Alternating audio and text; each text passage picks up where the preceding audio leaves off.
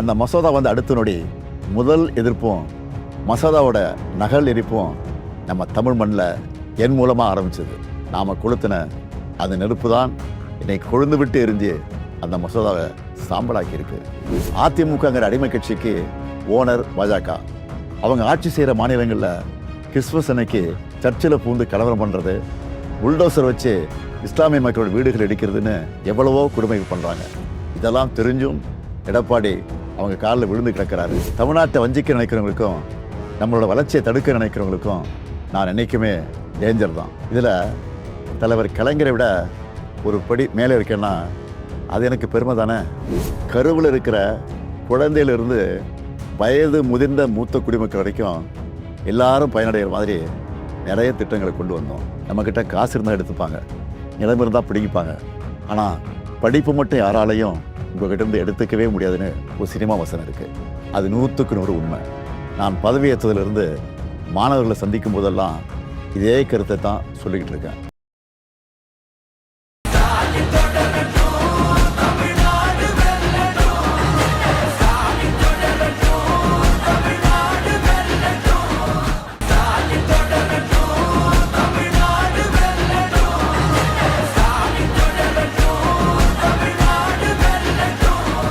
ஆச்சி மசாலா, எந்த சமையலும் ருசி தேடும் ரகசியம். 20 ரூபாய். வணக்கம், எல்லாரும் எப்படி இருக்கீங்க? தேர்தல் பிரச்சாரம் பரபரப்பாக போயிட்டுருக்கு.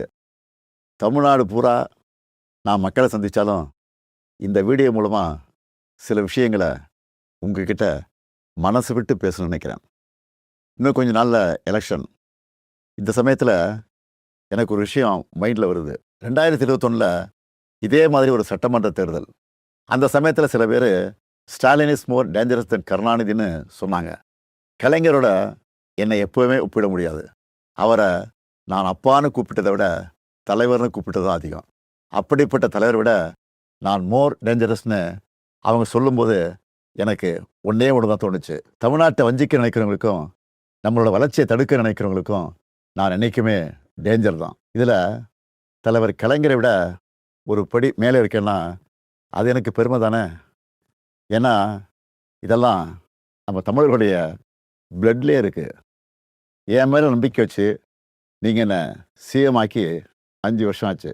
ஸ்டாலின் சார், சிஎம் ஆனதெல்லாம் ஓகே, இந்த 5 வருஷத்தில் மக்களுக்கு என்ன பண்ணியிருக்கீங்க அப்படின்னு யாராவது கேட்டால் நம்மளால் மணிக்கணக்காக, ஏன் நாள் கணக்காக கூட பேச முடியும். முக்கியமாக எப்போவுமே தமிழ்நாட்டை வஞ்சிக்கிற ஒன்றிய அரசை எதிர்த்து தமிழ் மக்களுக்காக சண்டை செஞ்சிருக்கிறத இன்னும் பெருமையாக என்னால் சொல்லிக்க முடியும். சமூக நீதியுடன் கூடிய வளர்ச்சிங்கிறது தான் நம்முடைய முதன்மையான குறிக்கோள். அந்த வகையில் கர்ப்பிணி பெண்களுக்கு மகப்பேறு உதவித்தொகை, மகளிர் உரிமை தொகை, மகளிர் விடியல் பேருந்து பயணம், தோழி மகளிர் விடுதி, மக்களை தேடி மருத்துவம்னு கருவில் இருக்கிற குழந்தையிலிருந்து வயது முதிர்ந்த மூத்த குடிமக்கள் வரைக்கும் எல்லாரும் பயனடைகிற மாதிரி நிறைய திட்டங்களை கொண்டு வந்தோம். நம்மக்கிட்ட காசு இருந்தால் எடுத்துப்பாங்க, நிலம் இருந்தால் பிடிப்பாங்க. ஆனால் படிப்பு மட்டும் யாராலையும் உங்கள்கிட்ட இருந்து எடுத்துக்கவே முடியாதுன்னு ஒரு சினிமா வசனம் இருக்குது. அது 100க்கு 100 உண்மை. நான் பதவியேற்றதிலிருந்து மாணவர்களை சந்திக்கும் போதெல்லாம் இதே கருத்தை தான் சொல்லிக்கிட்டு இருக்கேன். கல்வி ஒன்று தான் உங்ககிட்ட இருந்து யாரும் திருட முடியாத ஒரே சொத்து. அதனால தான் ஸ்கூலில் காலை உணவு திட்டம், காலேஜ் ஸ்டூடெண்ட்டுக்கு லேப்டாப், அரசு பள்ளியில் படித்த மாணவ மாணவிகளுக்கு மாதம் 1000 ரூபாய் உதவித்தொகை, நான் முதல்வன் திட்டம்னு கல்விக்காக மட்டும் இந்த ஆட்சியில் அவ்வளவு திட்டங்களை கொண்டு வந்திருக்கிறோம். நீங்கள் எந்த டேட்டா வேணாலும் எடுத்து பாருங்கள். தொழில்துறை, விவசாயம், கல்வின்னு எல்லா துறையிலையும் தமிழ்நாடு டாப்பில் இருக்கும். அதுக்கு அடையாளமாக 14 வருஷத்துக்கு அப்புறம் தமிழ்நாட்டுடைய பொருளாதார வளர்ச்சி 11.19% எந்த மாநிலமும் தொடாத இரட்டை இலக்கத்தை தொட்டிருக்கு. இன்னும் உயரம் தொடுவோங்கிற உறுதியும் எனக்கு இருக்குது. இப்படி எல்லா வகையிலும் நாம் முன்னேறி இருந்தாலும் ஒரு சில குறைகளும் இருக்குதுங்கிறது எனக்கு தெரியும். ஏன்னா நம்மளுடைய ஆட்சியை பற்றின விமர்சனம், ஃபீட்பேக் எல்லாத்தையும் காது கொடுத்து கேட்குறவன் தான். குறைகளாக சொல்லப்பட்ட சில விஷயங்களை கூட நாம் மற்ற மாநிலங்களை கம்பேர் பண்ணும்போது ரொம்பவே பெட்டராக தான் இருக்கும். இருந்தாலும் அந்த குறைகளையும் சரி செய்ய எல்லா விதமான வழிமுறைகளையும் நம்ம ஏற்கனவே நடைமுறைப்படுத்திட்டோம். அதோட விளைவுகளை இன்னும் கொஞ்ச நாளில் நம்ம பார்ப்போம். உங்கள் எல்லாருக்கும் தெரியும், போன வாரம் ஒன்றிய அரசு டீலிமிட்டேஷன்னு ஒரு மசோதா கொண்டு வந்தாங்க. மக்கள் தொகையை கட்டுப்படுத்தி தொழில் வளர்ச்சியில் பெஸ்ட்டு பர்ஃபார்மிங் ஸ்டேட்டாக இருக்கிற நம்மளை தண்டிக்கிறதுக்காகவே அந்த மசோதாவை கொண்டு வந்த மாதிரி இருந்துச்சு. ஆனால் அந்த மசோதா வந்து அடுத்த நொடி முதல் எதிர்ப்பும் மசோதாவோட நகல் எரிப்பும் நம்ம தமிழ் மண்ணில் என் மூலமாக ஆரம்பிச்சது. நாம் கொளுத்தின அந்த நெருப்பு தான் இன்னைக்கு கொழுந்து விட்டு எரிஞ்சு அந்த மசோதாவை சாம்பலாக்கியிருக்கு. தேர்தல் நடக்கிற இந்த சமயத்தில் இவ்வளவு ஆணவத்தோட நம்மளை வஞ்சிக்க நினைக்கிறாங்கன்னா, இந்த தேர்தலில் அவங்க அடிவருடி எடப்பாடி பழனிசாமி ஜெயிச்சு ஆட்சிக்கு வந்துட்டா என்னென்ன கொடுமைகள்லாம் இங்கே அரங்கேறும்னு நான் சொல்லி உங்களுக்கு தெரிய வேண்டிய அவசியம் இல்லை. பாஜக மாதிரி மதவாத சக்திகள் திமுகவை இந்துக்களுக்கு எதிரான கட்சின்னு பொய்யான ஒரு பிரச்சாரத்தை பண்ணிக்கிட்டு இருக்காங்க. திமுக ஒருபோதும் இந்துக்களுக்கு எதிரான கட்சி அல்ல. எங்கள் ஆட்சியில் தான் ஆயிரக்கணக்கான கோவில்களுக்கு குடமுழுக்கு பண்ணியிருக்கிறோம். 7,000 கோடி மதிப்புள்ள கோவில் நிலங்களை மீட்டிருக்கிறோம். இப்படி பொய்யான பிரச்சாரம் பண்ணுறவங்களுக்கு ஒன்றே ஒன்று சொல்கிறேன், 60 வருஷமாக திராவிட கட்சிகள் ஆளுகிற தமிழ்நாட்டில் தான் இந்தியாவிலே அதிகமான கோவில்கள் இருக்குது. இன்றைக்கி அதிமுகங்கிற அடிமை கட்சிக்கு ஓனர் பாஜக. அவங்க ஆட்சி செய்கிற மாநிலங்களில் கிறிஸ்மஸ் அன்னைக்கு சர்ச்சில் பூந்து கலவரம் பண்ணுறது, புல்டோசர் வச்சு இஸ்லாமிய மக்களோட வீடுகள் இடிக்கிறதுன்னு எவ்வளவோ கொடுமைகள் பண்ணுறாங்க.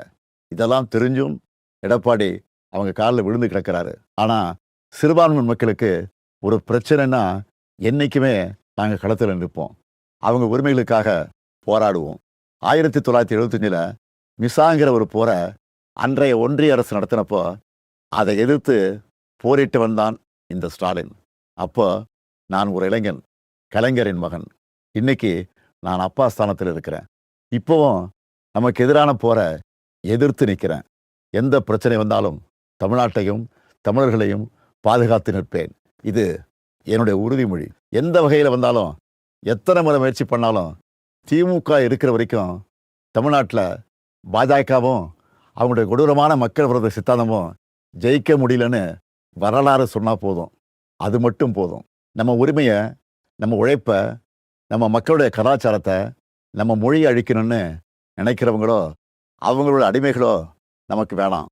இந்த வளர்ச்சியும் வளமான எதிர்காலமும் அடுத்த 5 வருஷம் தொடரணும்.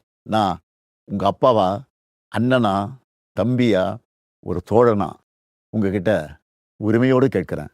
மீண்டும் இந்த நல்லாட்சி தொடர உதயசூரியன் சின்னத்திலும் எங்களது மதச்சார்பற்ற முற்போக்கு கூட்டணி கட்சியின் சின்னத்திலும் வாக்களித்து வெற்றி பெற செய்யுங்க. நன்றி. வெல்வோம் ஒன்றாக.